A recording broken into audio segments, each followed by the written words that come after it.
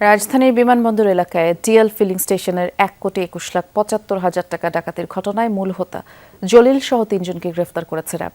সকালে র্যাবের মিডিয়া সেন্টারে সংবাদ সম্মেলনে এই তথ্য জানিয়েছেন লিগ্যাল অ্যান্ড মিডিয়া উইং এর পরিচালক। তিনি জানান, গ্রেফতারদের কাছ থেকে ডাকাতি হওয়া ৪৮ লাখ টাকা উদ্ধার করা হয়েছে।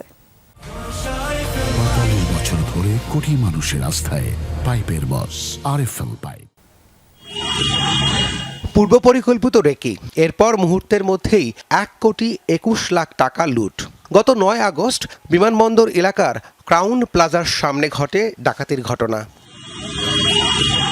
৩টি মোটরসাইকেলে ৬ জন সহ মোট ৯ জন ডাকাত এতে অংশ নেয়।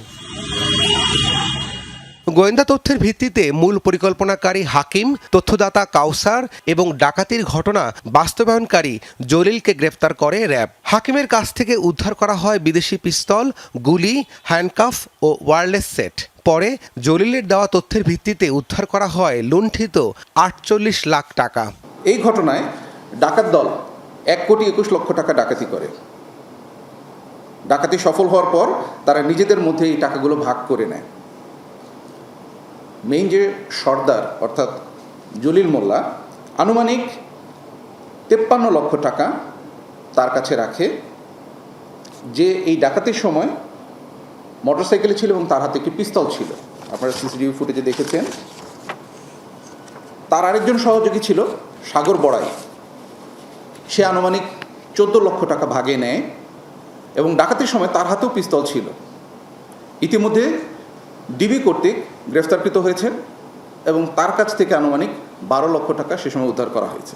জিজ্ঞাসাবাদে মতিঝিলে ১৭ লাখ টাকার বৈদেশিক মুদ্রা ডাকাতির সঙ্গেও জড়িত থাকার কথা স্বীকার করেছে জলিল। এর আগে এই মামলায় আরও ৫ জনকে গ্রেফতার করে ঢাকা মহানগর গোয়েন্দা পুলিশ। প্রাথমিক জিজ্ঞাসাবাদে জলিল স্বীকার করেছে যে প্রায় ২.৫ মাস আগে মতিঝিলে সংগঠিত ১৭ লক্ষ টাকার একটি ডলার ডাকাতির ঘটনা ঘটেছিল। সেই ঘটনাতেও সে এবং তার চক্র জড়িত ছিল। এদিকে সাংবাদিকদের প্রশ্নে র্যাবের মুখপাত্র জানান, নতুন আইনে এসআরবি কিভাবে কাজ করবে সেটি সরকার নির্ধারণ করবে। এখানে স্পষ্টভাবে উল্লেখ আছে, যেটা আগে ছিল না, সেটা হচ্ছে বাহিনীর কোনো সদস্য যদি কোনো রকমের অন্যায় বা দুর্নীতির সাথে যুক্ত হয়, তাহলে এই বাহিনীর প্রতিটি সদস্য, সে যেই লেভেলেই থাকুক না কেন, সর্বনিম্ন থেকে সর্বোচ্চ পর্যন্ত প্রত্যেক সদস্যই কিন্তু আইনের আওতায় আসতে বাধ্য থাকবে। তবে কাঠামোগত পরিবর্তন হলেও বাহিনীর প্রতিটি সদস্য জবাবদিহিতার আওতায় থাকতে হবে বলে জানান তিনি। বিশেষ কিছু পরিবর্তন আপনারা সেখানে দেখতে পাবেন। রাব্বি সিদ্দিকী, যমুনা নিউজ, ঢাকা।